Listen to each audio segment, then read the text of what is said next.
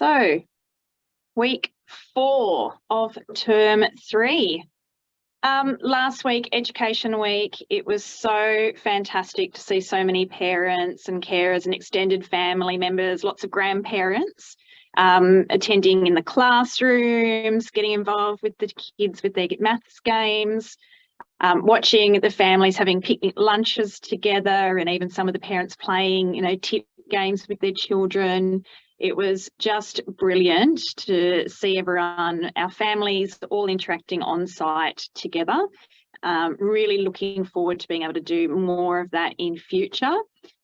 Really the best part, getting that real community partnership that's been hindered by the restrictions over the past few years. So there was a real buzz around the school and couldn't wipe the smiles off the faces of the students and the families as they were heading off after that day. It was really great. So thank you all for your support.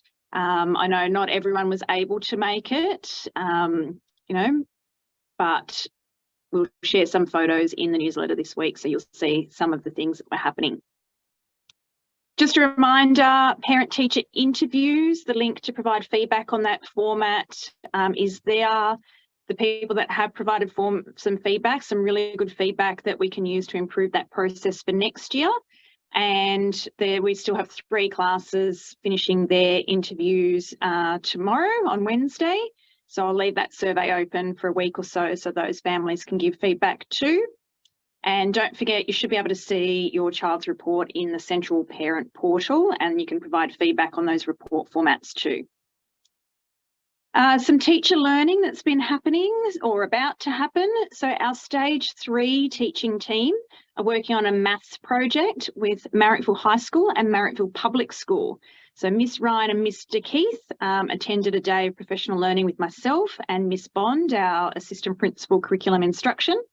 And we had a day with the Department of Education numeracy experts to plan and prepare for this. We've identified a common area of need across both the primary schools, and we're conducting walkthroughs at the 3 schools this week. So on Wednesday, we'll be walking through and having a look at some of the maths lessons here at Wilkins, at Marrickville Public School, and the Year 7 classes at Marrickville High School.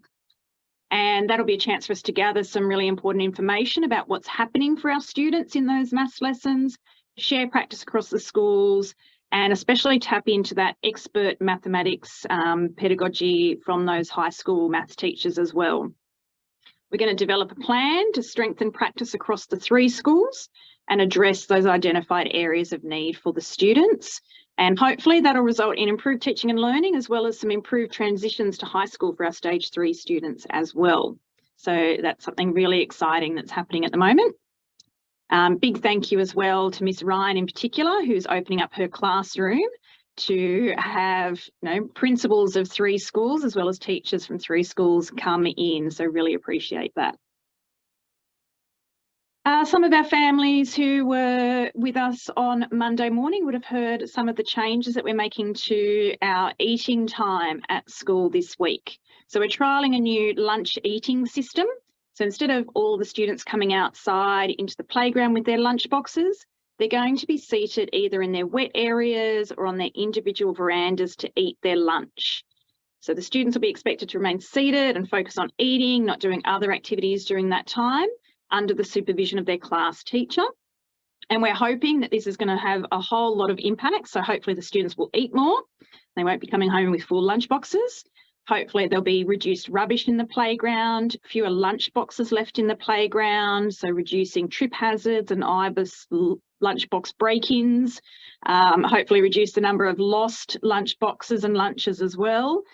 Reduce the number of pests in our playgrounds, and the teachers will be able to monitor the students' eating habits more closely, and hopefully better hygiene practices for our children eating as well.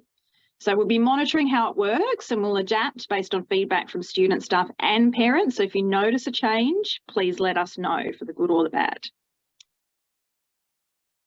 Congratulations to a whole lot of our staff who have been included in, you may have heard about it in the news, about the temporary to permanent conversion that's happening in the Department of Education.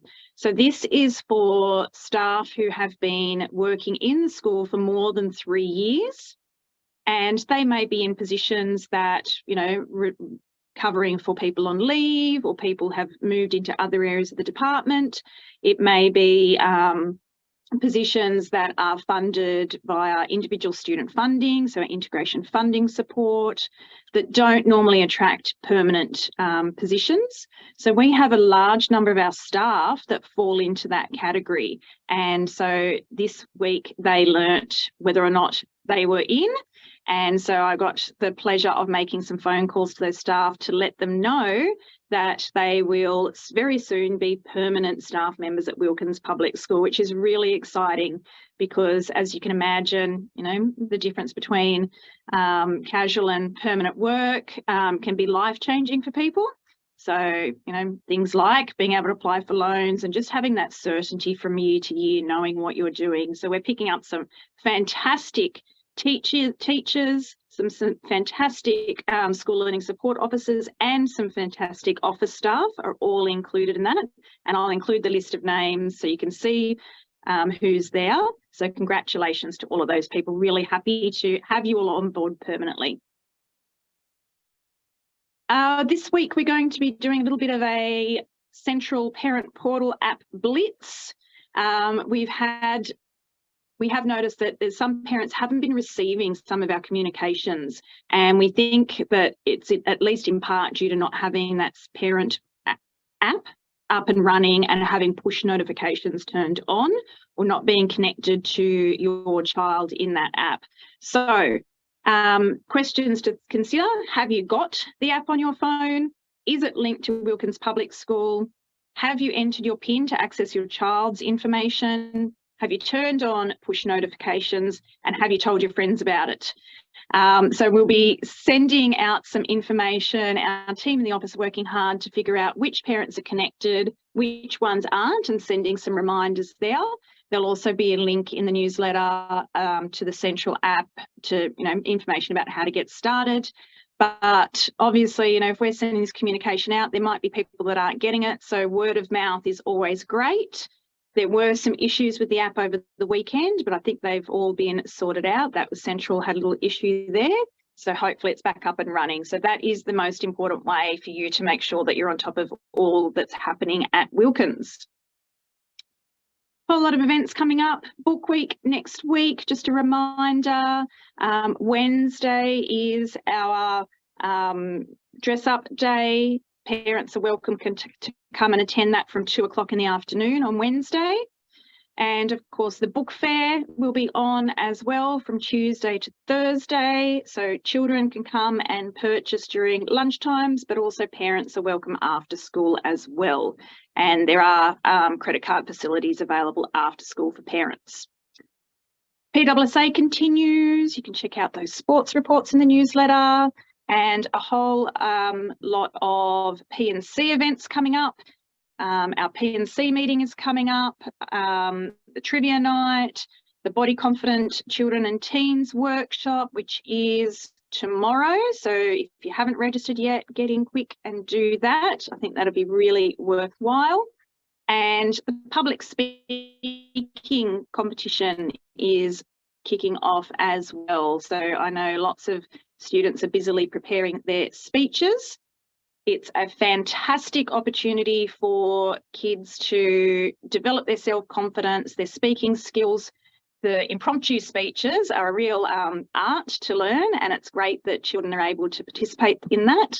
They're getting some support with that in their speaking and listening lessons with Miss Kerr, developing some skills around how to do that too. So looking forward to seeing how all our students go with that.